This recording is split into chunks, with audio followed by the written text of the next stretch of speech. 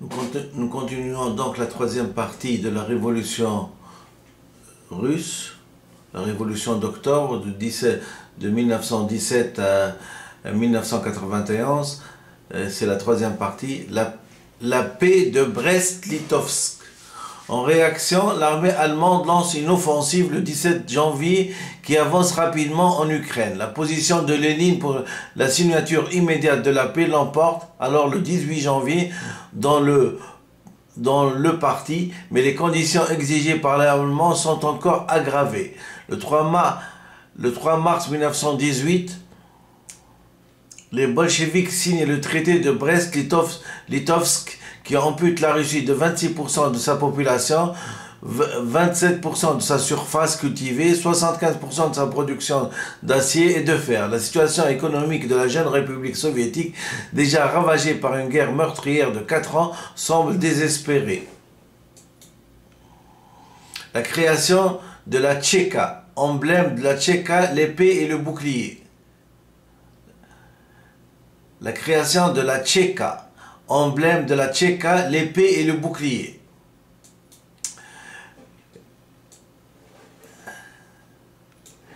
Création de la Tchéka. Dès le 20 décembre 1917, la commission extraordinaire de lutte contre le sabotage et la contre-révolution en Russie, VTCHEKA, plus communément appelée Tchéka, est fondée. Son action n'a aucune base légale ni judiciaire. Le décret qui la fonde n'est rendu public après la mort de Lénine. Et elle est d'abord conçue comme un instrument provisoire de répression indépendante de la justice. Elle est dirigée par un collège de 5 membres, 3 bolcheviks et 2 SR, présidé par Félix Dzerzhinsky. Parmi les saboteurs et ennemis prévus par le décret figurent KD, SR de droite, journalistes et grévistes. D'emblée, la Tchéka multiplie les appels à la délation et à la constitution de Tchékas locales, fondée avec 100 fonctionnaires dont Mezhinsky, Peters et Igoda. Elle a encore 12 000 dès juillet 1918, lorsqu'elle arrive à Moscou et s'installe à la Loubianka. Le 10 mars 1918, elle a sur place 600 membres. En juillet, elle en a 2000. Dès cette date, les effectifs policiers des bolcheviks sont supérieurs à 2 de l'Okana sous Nicolas II. Selon Pierre Brouet, la Tchéka ne commence vraiment à frapper qu'à partir de mars, au moment de l'offensive allemande. Et la répression prend surtout son ampleur à l'été 1918, après l'insurrection des SR gauche de Moscou et une série d'attentats contre les dirigeants bolcheviks dont Moussaï Ouriski, assassiné le 30 août, et Lénine lui-même grièvement blessé par Fanny Kaplan. Sommairement exécuté peu après, déclarant s'inspirer de l'exemple des Jacobins de la Révolution française, les dirigeants bolcheviks déclarent opposer à la terreur blanche la terreur rouge. Selon la Tchéka elle-même, il y a 22 exécutions dans les 6 premiers mois. Il y a 22 exécutions dans les 6 premiers mois de 1918, 6 000 pour les 6 derniers. Sommairement exécuté par Fanny Kaplan, sommairement exécuté peu après, déclarant s'inspirer d'exemples. Je répète, selon Pierre Brouet, la Tchéka ne commence vraiment à frapper qu'à partir de mars, au moment de l'offensive allemande.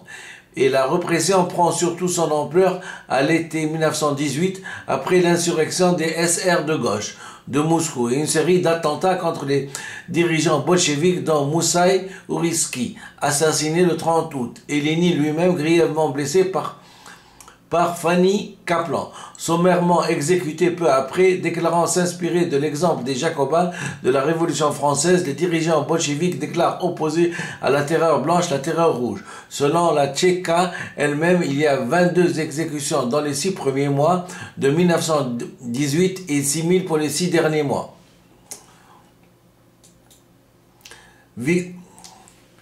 Victor Serge estime que la création de la Tchéka avec ses procédures secrètes est la plus grave erreur du pouvoir bolchevique. Il note toutefois que la jeune République vivait sous des périls mortels et que la terreur blanche a procédé à la terreur rouge. Il précise que Dzerinsky redoutait les excès des Tchékas locales et que bien des tchékistes furent eux-mêmes fusillés pour cela. Isaac Steinberg, commissaire du peuple à la justice, SR de gauche, rapporte dans ses souvenirs qu'alors qu'il tentait depuis début 1918 de freiner les actions illégales de la Tchéka en s'exclamant devant les lignes, à quoi bon un commissariat à la justice, appelant le commissariat à l'extermination sociale, la cause sera entendue. Lénine répondit, excellente idée, c'est comme ça que je vois la chose, malheureusement on ne peut pas l'appeler ainsi.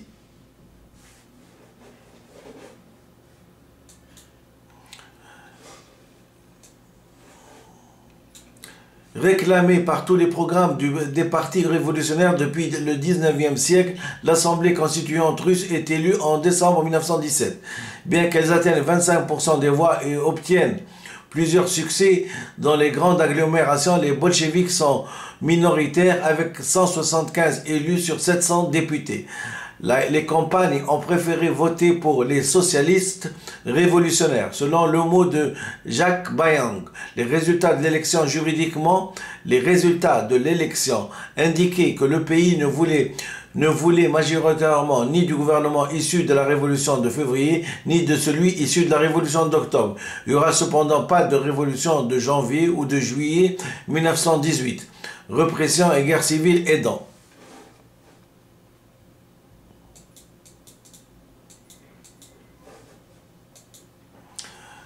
Le SR Viktor Tchernogov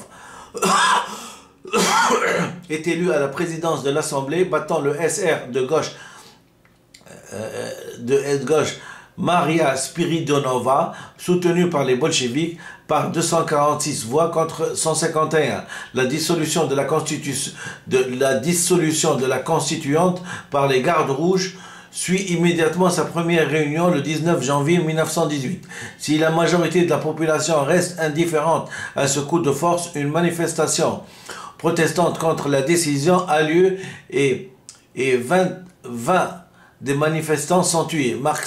Maxime Gorky saluera en eux à leur obsèque les martyrs d'une expérience démocratique de quelques heures à peine attendue pendant 100 ans. Si la majorité de la population reste indifférente à ce coup de force, une manifestation protestant contre la décision a lieu et 20 des manifestants sont tués. Maxime Gorky salua en eux et à leur obsèque les martyrs d'une expérience démocratique de quelques heures à peine attendue pendant 100 ans. Le marxiste Charles Rappaport écrit à l'époque, Lénine a agi comme le tsar en chassant la constituante. Lénine crée un vide horrible autour de lui. Il provoque une terrible guerre civile sans issue et prépare des lendemains terribles. Il écrit également que la garde rouge de Lénine, Trotsky, a fusillé Karl Marx.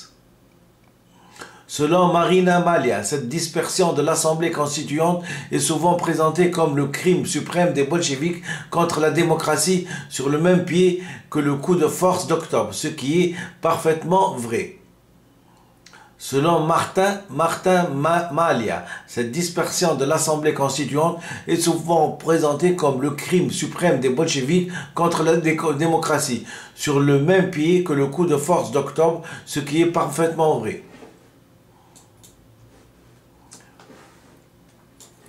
Mais la dissolution de la constituante. Mais ce qu'on ne fait pas souvent remarquer, c'est que cette assemblée aurait été bien en peine de gouverner face au désordre de l'époque. Trotsky exagérait à peine lorsqu'il disait que l'assemblée n'était rien d'autre que le fantôme du gouvernement provisoire. Elle était dominée par les mêmes partis qui avaient été incapables de maîtriser la situation en février 1917 et comme eux, elle était privée de tout appui militaire ou administratif. Affiche russe de 1920, vive la révolution mondiale. La mise au pas des concurrents révolutionnaires. C'est dès le 9 janvier 1918 que le transfert du gouvernement à Moscou est envisagé, alors que les négociations sont en cours à Brest-Litovsk et que l'amnistie avec l'Allemagne tient toujours. Contrairement à ce qui sera affirmé par la suite, cette translation effective en mars n'est donc pas due aux offensives allemandes et blanches, mais à une peur que les quartiers ouvriers de Petrograd, toujours affamés et exaspérés, se soulèvent à nouveau, mais cette fois-ci contre le pouvoir né d'octobre. Il s'agit aussi de démontrer spectaculairement aux opposants de toutes sortes que le pouvoir bolchevique peut subsister même hors de son foyer d'origine pétrogradois.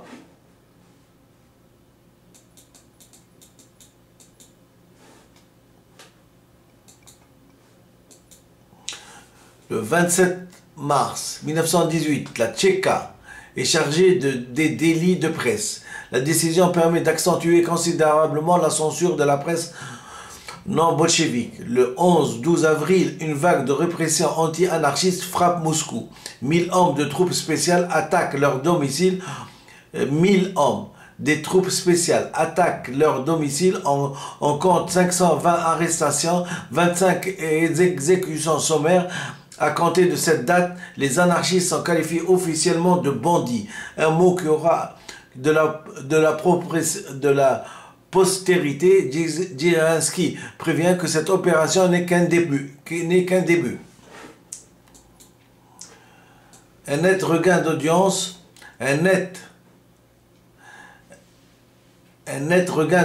des SR et des anarchistes inquiète en effet le pouvoir. Là où se tient encore les élections locales libres, ils en remportent plus de la moitié. En réaction, en mai-juin 1918, 205 journaux socialistes sont fermés et la Tchéka dissoute, l'armée au point des dizaines de soviets SR au Mankiewicz, tout juste élus également. C'est le cas à Ryazan, Tambov, Orel, Kazan.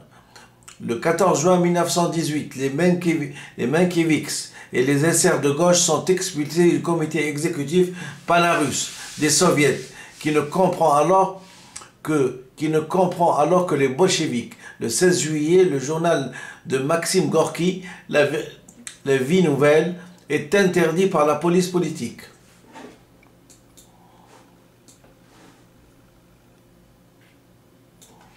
Dans les villes, la situation alimentaire demeure explosive. Les bolcheviks ne peuvent que reprendre les prélèvements obligatoires effectués par des détachements armés de citadins, ce qui soude les campagnes contre le pouvoir urbain et aliène au parti les paysans que le décret sur la terre lui avait gagné. 150 révoltés paysannes sont réprimées à travers la Russie pour le seul mois de juillet 1918. Mais les réactions s'effondrent toujours. Dans des dizaines de villes, la Tchéka et certaines gardes rouges tirent alors sur les marches de la faim, fusillent les grévistes, brisent les meetings populaires.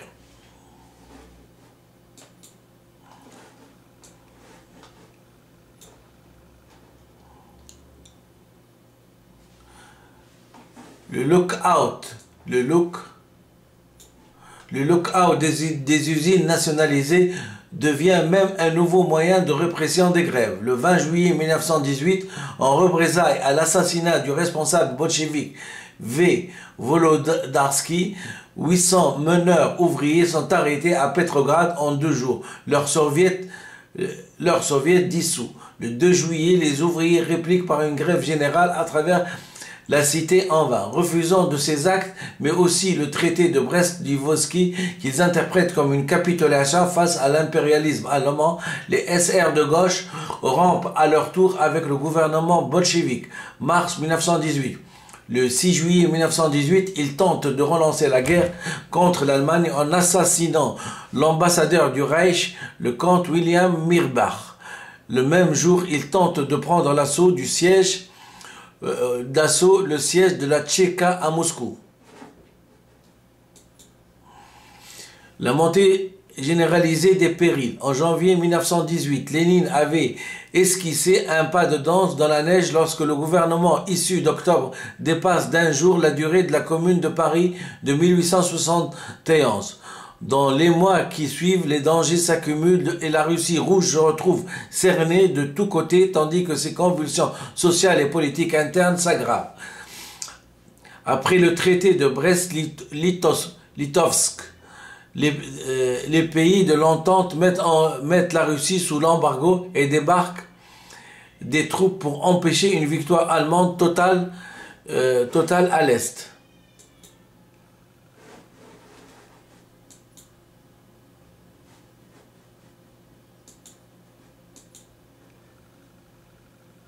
Totale à l'Est. Les Japonais puis les Américains interviennent ainsi à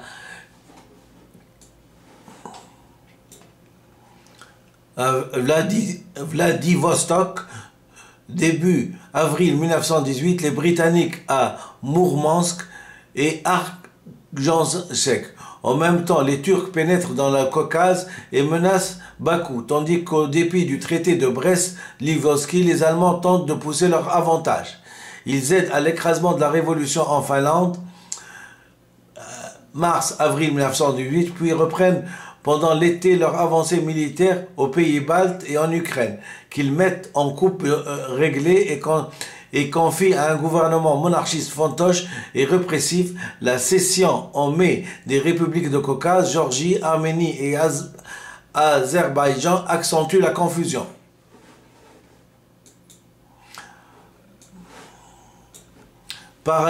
La montée généraliste des périls. Parallèlement, en avril-mai, la Légion tchèque formée d'anciens prisonniers et de déserteurs de l'armée austro-hongroise refuse sa dissolution et se révolte contre les bolcheviks, maîtres de l'Oural et du transsibérien, ainsi que de tout l'or de la Banque impériale de Russie saisie à Kazan. Les Tchèques appuient les SR du comité des ex-constituants qui formeront le 8 juin un contre-gouvernement à Samara.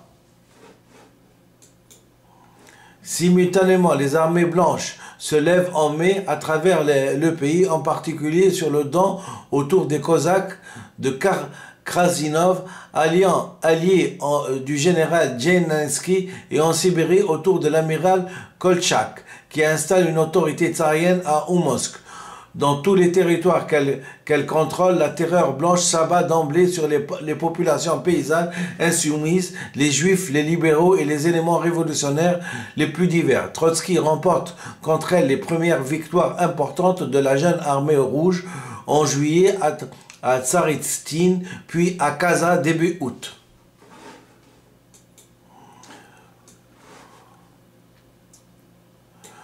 Le pouvoir bolchevique est confronté en même moment aux révoltes paysannes et ouvrières, ainsi qu'à l'insurrection des SR de gauche à Moscou le 7 juillet.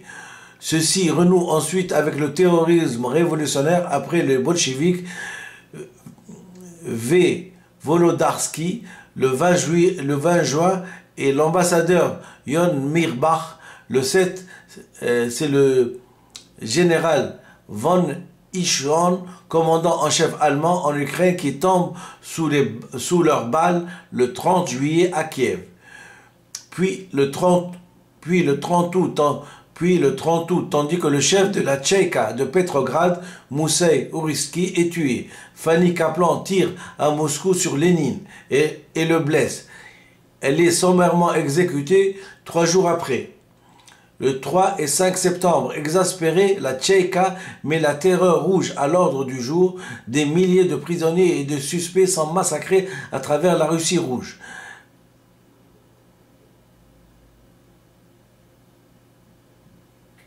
La guerre civile opposant les bolcheviks et toute autre force est commencée.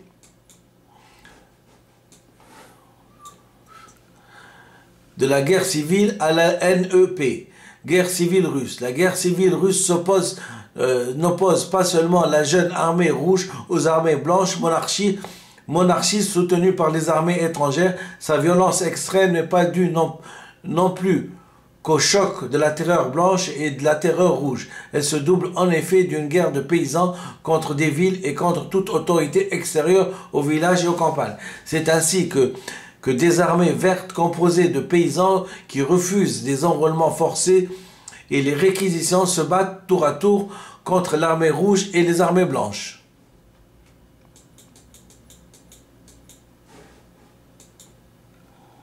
Frontière de 1921, zone sous le contrôle bolchevique en novembre 1918.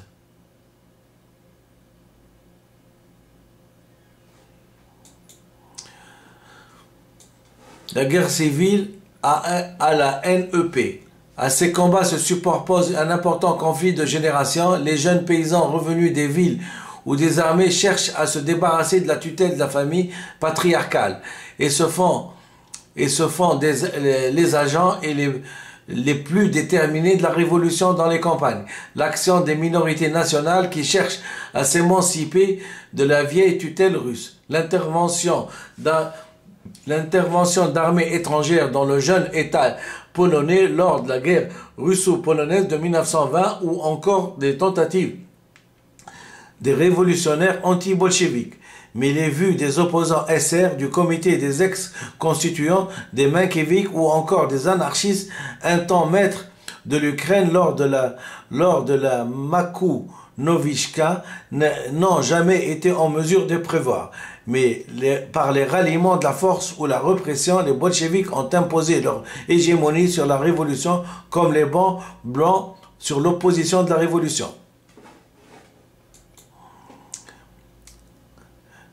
Très confuse et chaotique, la guerre civile russe se caractérise par la désintégration de l'État et de la société sous l'action des forces centrifuges. Bien des violences sont de ce fait partie de la base et non du sommet. La victoire des bolcheviks signifiera dans une Russie ruinée et exsangue la reconstruction d'un État sous l'autorité d'un parti unique, désormais débarrassé de tous ses rivaux et ennemis et doté d'un pouvoir absolu.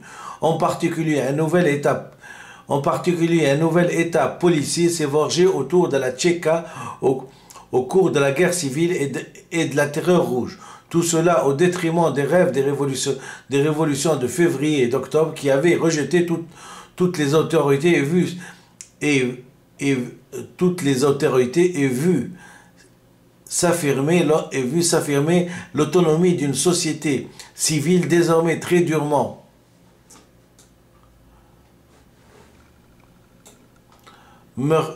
meurtrie et épuisée, à nouveau soumise au pouvoir. Dès le 23 février 1918, Trotsky a fondé l'Armée rouge. Organisation énergique et compétente, bon orateur, il sillonne le pays à bord de son train blindé et vole d'un front à l'autre pour rétablir partout la situation militaire, galvaniser les énergies et déployer un énorme effort de propagande à destination des soldats et des masses. Il rétablit la conscription et la discipline de fer à l'encontre des combattants et des déserteurs. Malgré les réactions négatives de nombreux vieux bolcheviks, Trotsky n'hésite pas non plus à recycler par milliers les anciens officiers tsaristes. 14 000 d'entre eux, 30% au total, acceptent de servir le nouveau pouvoir, parfois par force. Leurs familles répondent sur leur tête de la loyauté en vertu de la loi otage, mais aussi au nom de la continuité de l'État et du salut du pays, menacé d'anarchie et de démembrement. Ils sont flanqués de commissaires politiques bolcheviques qui surveillent leur action.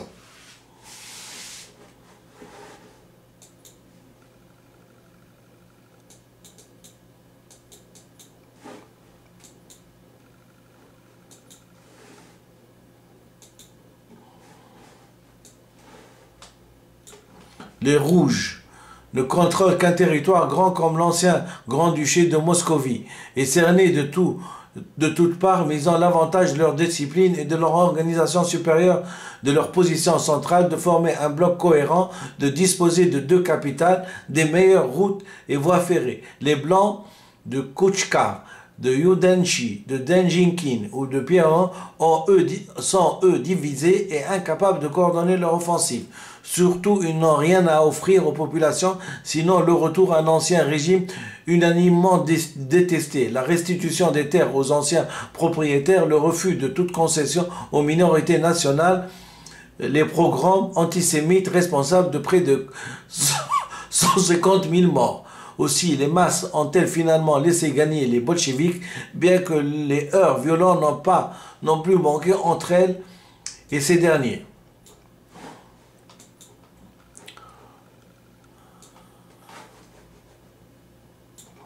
Les campagnes contre villes, les armées vertes, aussi bien armées rouges que les armées blanches, ont été gênées tour à tour dans leur opération par l'action des guérillas paysannes. Les armées vertes sont composées de paysans qui refusent l'enrôlement dans les deux armées. Les réquisitions forcées et les réquisitions des terres aux anciens propriétaires fonciers voulus par les Blancs. Les déserteurs des deux armées extrêmement nombreux sont un vivier essentiel des armées vertes. Campagne contre ville, les armées vertes, aussi bien l'armée rouge que les armées blanches, ont été gênées tour à tour dans leur opération par l'action. Sont composées de paysans qui refusent. Les armées vertes sont composées de paysans qui refusent l'enrôlement dans les deux armées, les réquisitions forcées et la restitution des terres aux anciens propriétaires fonciers voulus par les Blancs. Les déserteurs des deux armées extrêmement nombreux sont un vivier essentiel des armées vertes.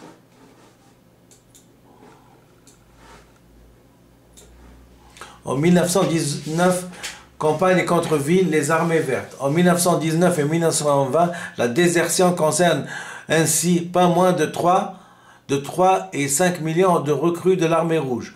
Entre la moitié et les 2 tiers réussissent à échapper aux recherches, à l'arrestation et à la réintégration forcée dans l'armée, rejoignant souvent des combattants verts dans le bois. Les Blancs, quant à eux, fusillent généralement les déserteurs sans autre forme de procès. Après la défaite des Blancs fin 1920, la paix ne revient donc vraiment en Russie qu'en 1921-1922, après l'écrasement des grandes révoltes paysannes comme celle conduite par le SR Antonov à Tambov, et à l'été 1921, la destruction des armées vertes, un temps maîtresse d'immenses territoires en Sibérie orientale. Elle contrôle jusqu'à 1 million de kilomètres. Et le compromis de la NEP, mars 1921, passé entre le régime bolchevique et la paysannerie.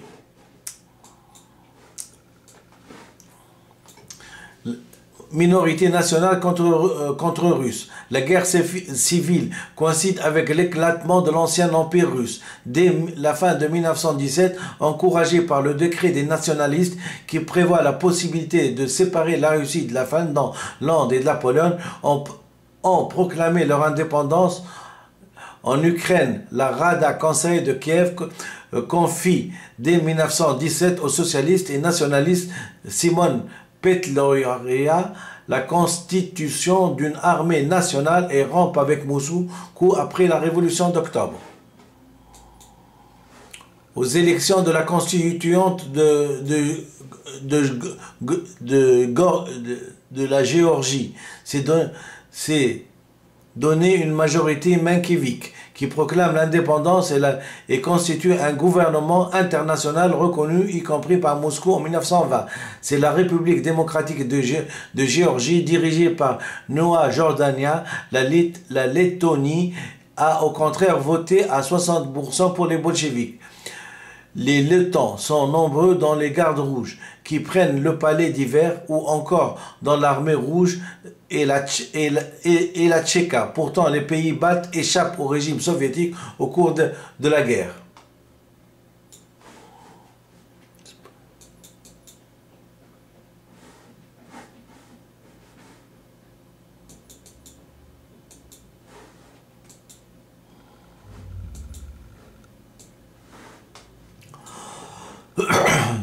Les dirigeants d'une république montagnarde fondée pendant la guerre civile, la Russie se décompose en dizaines de gouvernements plus ou moins éphémères, tandis que d'innombrables communes paysannes reviennent à l'autarcie.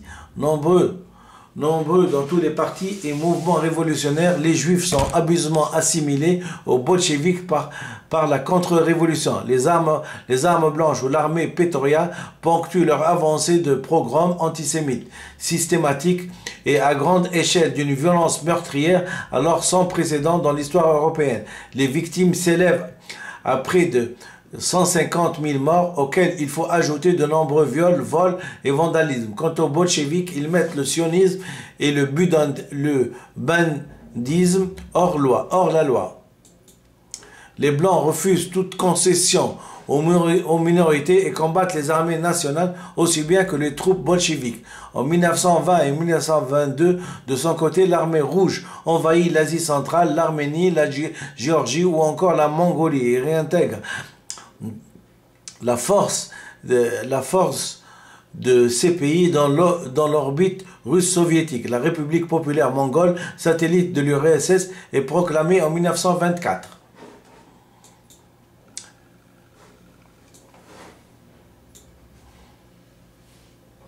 Minorité nationale contre Russes. Les Cosaques, qui ont constitué d'emblée le fer de lance de l'anti-bolchevisme, sont déportés en bloc, leurs privilèges supprimés. En Ukraine, l'armée rouge s'est aussi retournée contre ses anciens alliés, les anarchistes de l'armée de Makono. À partir de fin 1920, elles attaquent brutalement l'expérience inédite de Makonovina. Cet authentique mouvement paysan de masse avait réussi à se doter d'une armée insurrectionnelle capable de tenir tête pendant 3 ans à la fois aux Australo-Allemands, aux Blancs de Djenkik et de vaincre l'armée de la République populaire ukrainienne dirigée par Petliura et à l'armée rouge. Ça, c'est fou.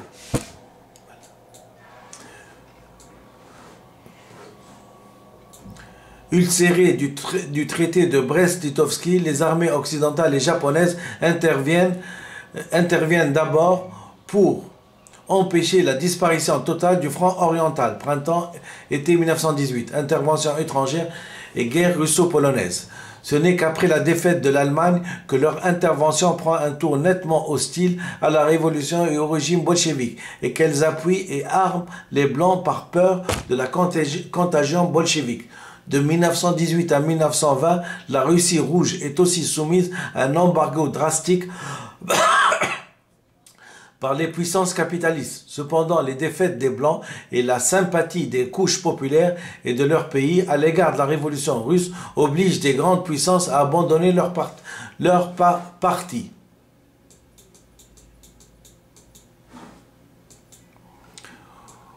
Aussi, la mutinerie de la flotte française en mer Noire, conduite par André Marty et Charles Tirian, contribue en mars 1918 à faire renoncer le gouvernement français. Selon l'histoire d'Orlando Figues, la promesse d'aide alliée n'était que parole en l'air. L'engagement des puissances occidentales ne donna jamais grand-chose d'un point de vue matériel et souffrit toujours d'un manque de dessein bien clair. En 1920, le tout jeune État polonais envahit la Russie pour repousser ses frontières au-delà de la ligne Curzon. La contre-attaque victorieuse de l'armée rouge remplit l'espoir des bolcheviks. La reprise de Varsovie ouvrira la route de Berlin et permettra d'exporter la révolution par les armes. Mais le 15 août 1920, le miracle de la Vistule permet au général Pilsudski de repousser l'invasion, voyant l'armée rouge comme une armée d'abord russe et non révolutionnaire. Les ouvriers polonais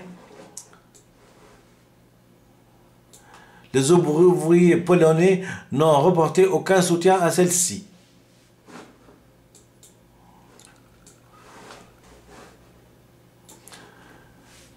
Terreur rouge, Russie, et terreur blanche, Russie.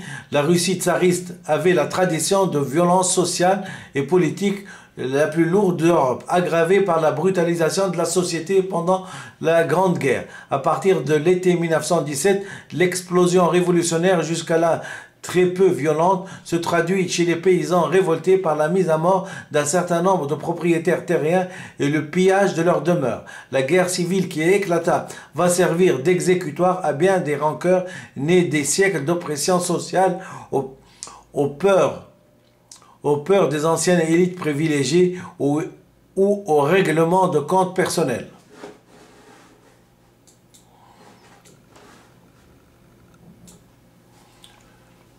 Terreur blanche contre terreur rouge. Vieux praticiens du terrorisme individuel depuis le 19e siècle, les révolutionnaires comme le SR ne font que réutiliser les mêmes armes contre les bolcheviks. Fanny Kaplan, réseau de Boris Savinkov. Rouge et blanc rivalisent quant à eux de déclarations incendiaires et se montrent prêts à la violence radicale. Les blancs s'aliènent vite les populations en emprisonnant et en massacrant systématiquement les nationalistes, les démocrates, les juifs, les syndicalistes, les révolutionnaires, même modérés, et bien sûr les bolcheviks, sans oublier les simples suspects abattus au moindre soupçon.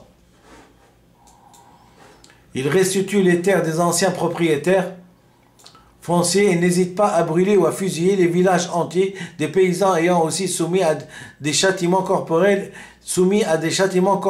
humiliants. Leurs troupes se déconsidèrent souvent dès leur arrivée à force de viols et de pillages, tandis que bien des chefs multiplient des actes d'arbitraire et étalent un train de vie fastueux et débauché. Ça, c'est fou.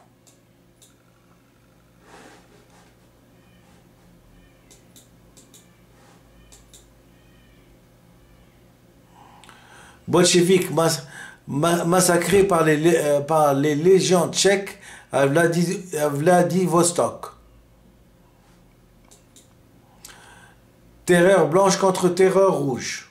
L'appareil policier bolchevique doté de pouvoirs arbitraires très étendus connaît un énorme développement. Bien que Trotsky ait désiré un procès public de Nicolas II, Lénine et une partie du Politburo décident au secret l'exécution sommaire de la famille impériale, prétextant l'approche des Blancs. Celui-ci a lieu dans la nuit du 17 au 18 juillet 1918 à l'Ekaterinbourg. Arrestation, fusillade de masse, prise d'otages et internement en camp deviennent des pratiques banales. La question de savoir si les camps ouverts par les Tchékas durant la guerre civile préfiguraient ou non le goulag stalinien reste une discussion ouverte.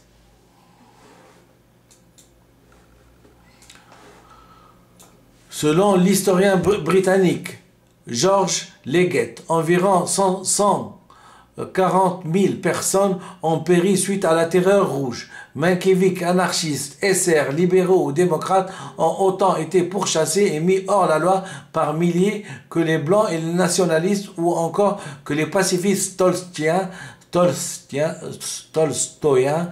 les sionistes, les bandistes, ainsi que beaucoup de ceux que leur origine sociale ou leur marginalité suffisent à rendre suspects. En 1922, le jeune État soviétique organise contre les chefs SR son premier procès spectacle truqué. Son premier procès spectacle truqué.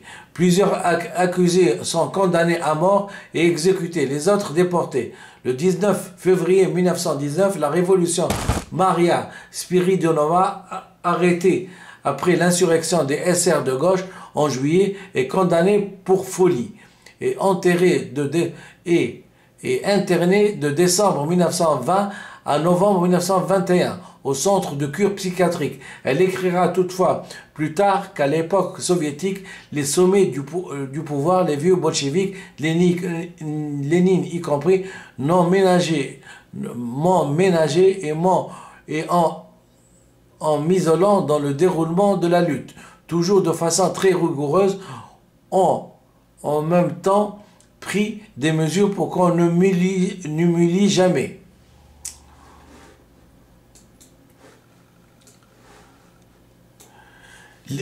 Origine du goulag. L'Église orthodoxe qui s'est souvent rangée activement du côté de la réaction des popes délateurs,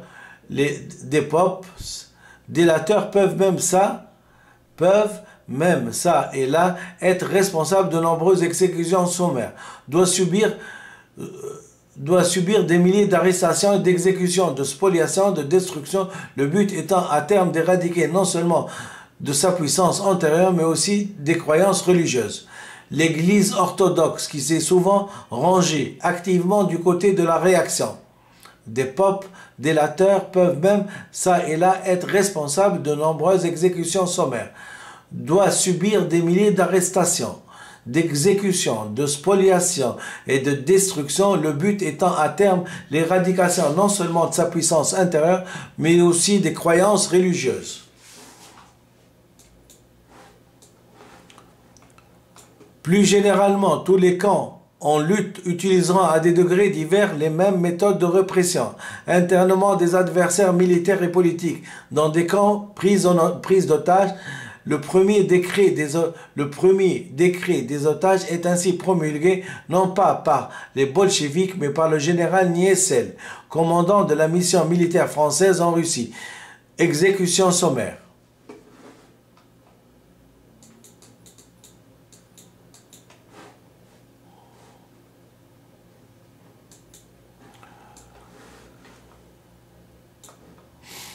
Même le bref gouvernement socialiste révolutionnaire de Samara, souvent considéré comme l'un des belligérants les plus modérés, utilisa lui aussi ce type de mesure. À son propos, l'historien britannique Orlando Figes note « Si les libertés d'expression et de réunion ainsi que la liberté de la presse furent rétablies, il était difficile de le respecter dans les conditions d'une guerre civile et les prisons de Samara furent bientôt pleines de bolcheviks. » Ivan Maïski, le ministre menkévik du Travail, compta 4000 détenus politiques. Les Doumas et les Zemstovs municipaux furent rétablis et les soviets en tant qu'organes de classe, tenus à l'écart de la vie politique. D'après Peter Holkust, le jeune État des soviets et ses adversaires eurent pareillement recours aux outils et aux méthodes qui avaient été élaborés durant la Grande Guerre. Nicolas Milkikov, un des principaux membres du gouvernement Denikin, a souligné dans ses mémoires que l'administration blanche appliqua dans ces territoires une politique foncièrement soviétique. Origine du goulag. Parallèlement, le cas des libéraux se résigne généralement à des solutions dictatoriales, là où ils subsistent avec des exceptions. Ainsi, en Crimée, où ils maintiennent un régime constitutionnel et parfaitement persévérant, les libertés et ébauchant même une intimide réforme agraire. Par ailleurs, aucune des armées ne tient à laisser derrière elle des éléments suspects ou dangereux. Ainsi, les combattants anarchistes de l'armée de Makhno respectent le plus la population civile et épargnent et libèrent les simples combattants faits prisonniers, mais ils éliminent dans leur retraite bien des officiers nobles, bourgeois, koulaks ou pops. Des tribunaux populaires spontanés se chargent aussi de juger et châtier ceux qui sont compromis dans les tueries de la terreur blanche. L'Église orthodoxe qui s'est souvent rangée activement du côté des réactions, oh, d'accord.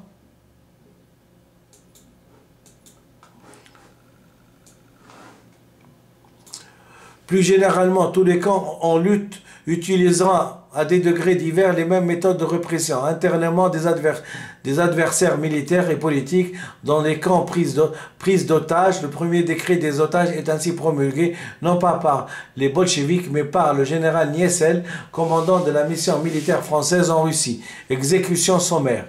D'après Peter Holkist, le jeune État des soviets et ses adversaires eurent pareillement recours aux outils et aux méthodes qui avaient été élaborées durant la Grande Guerre. Nikolai Melnikov, un des principaux membres du gouvernement Denikin, a souligné dans ses mémoires que l'administration blanche appliqua dans ces territoires une politique foncièrement soviétique.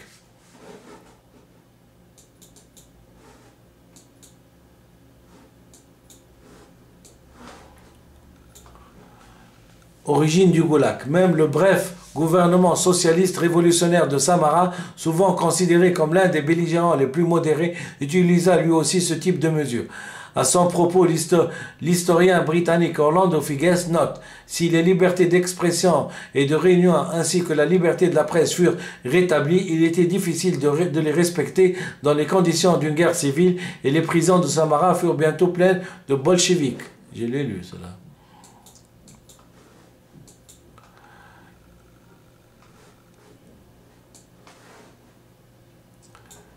Ivan Maïski, le ministre Mekenvik du Travail, compta 4000 détenus politiques. Les Douma et les Zemestov municipaux furent rétablis parallèlement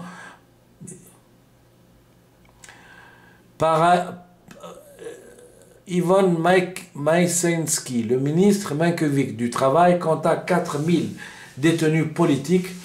Les Douma et les Zemestov municipaux furent rétablis et les soviets en tant qu'organes de classe tenus à l'écart de la vie politique. Parallèlement, les cadets libéraux se résignent généralement à des solutions dictatoriales là où ils subsistent, avec des exceptions. Ainsi, en Crimée, où ils maintiennent un régime constitutionnel et parlementaire préservant les libertés et embauchant même une timide réforme agraire.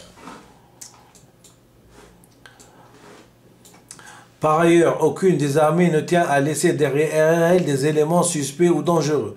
Ainsi, les combattants anarchistes de l'armée Makhano respectent le plus la population civile et épargnent et libèrent de simples combattants faits de prisonniers. Mais ils éliminent dans leur retraite bien des officiers nobles, bourgeois, kulaks ou pops. Des tribunaux populaires spontanés se chargent aussi de juger et châtier ceux qui se sont compromis dans les tueries de la terreur blanche.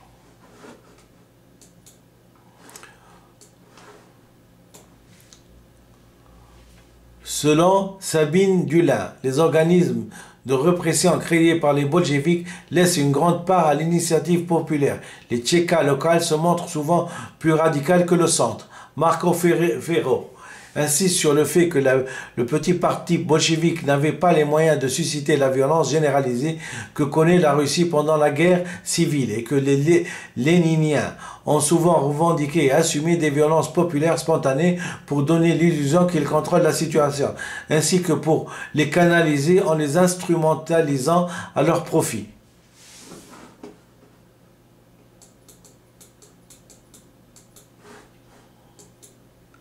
Violence d'en bas, violence d'en haut. Du même côté de leurs ennemis, le très controverse chef nationaliste ukrainien Petliura semble par exemple avoir été débordé par l'antisémitisme viscéral de ses troupes. Il aurait laissé se produire les pogroms, voire tenter de les freiner plus qu'il ne les a ordonnés. Son rôle exact reste très débattu.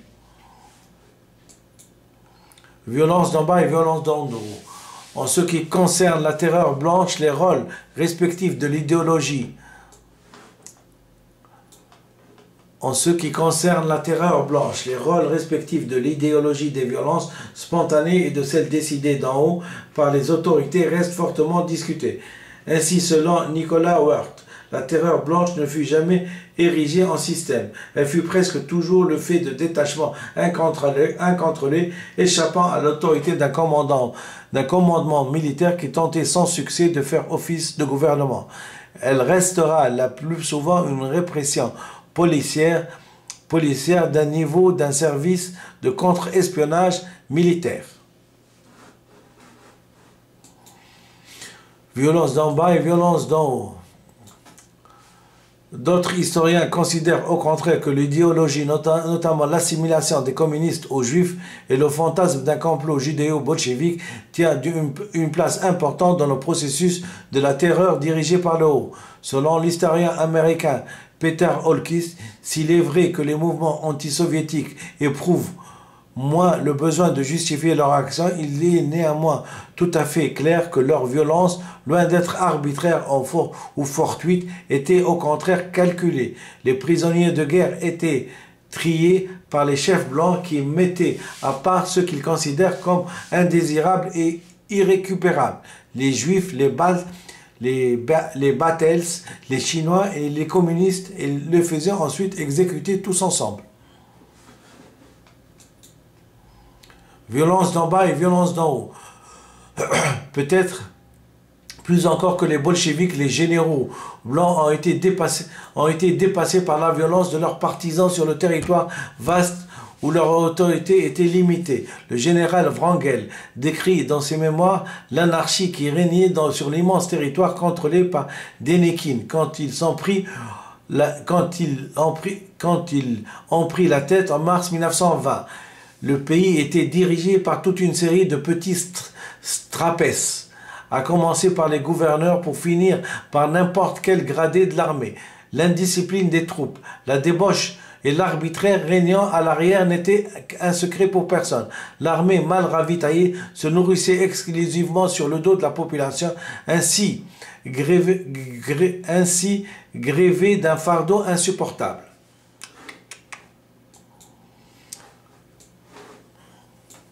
Violence d'en bas et violence d'en haut. Cependant, il est incontestable que les hautes autorités blanches ont aussi choisi le recours à la terreur.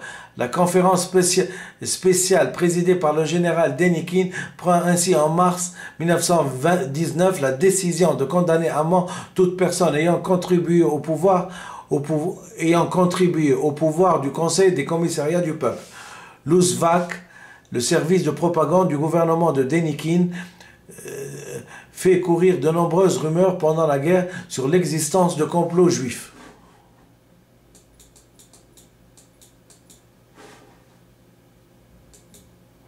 En Hongrie, après la chute de la République des conseillers en août 1918, les unités paramilitaires faisant partie des troupes d'amiral Mikolos Horthy déclenchent une terreur blanche. Le nombre de victimes de la répression en Hongrie est estimé à 5 à 6 000 victimes, soit 10 fois plus que celle de la terreur rouge hongroise, ou 1500 victimes, bien qu'une estimation basse les réduire à quelques centaines. Le général Hugo Steinberg, surnommé le baron sanglant, fut sans doute celui qui alla le plus loin dans la terreur, dans son fameux ordre numéro 15. Adressé à ses armes en mars 1921. L'article 9 commande d'exterminer les commissaires, les communistes et les juifs avec leurs familles. À côté des différents camps, de nombreux chefs de guerre et aventuriers profitent de l'effondrement de l'autorité en Russie pour piller, massacrer et s'autoproclamer dirigeants de territoires plus ou moins vastes. D'autres s'engagent dans des armées régulières par opportunisme.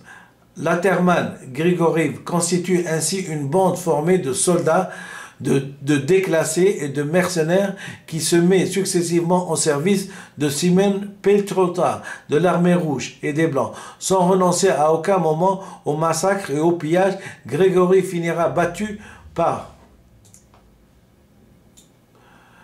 Mackennal, auquel il s'était brièvement allié. Après la violence d'en bas et violence d'en haut. Après la défaite des Blancs, les soulèvements paysans anti-bolcheviques atteignent leur apogée.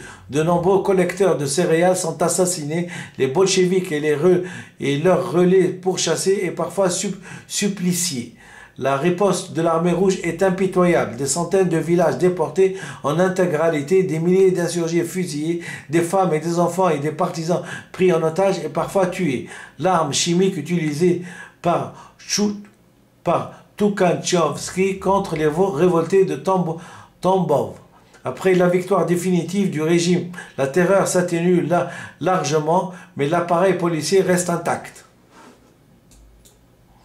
Victoire et crise du communisme de guerre. Je vous remercie infiniment. Ceci est la troisième partie donc.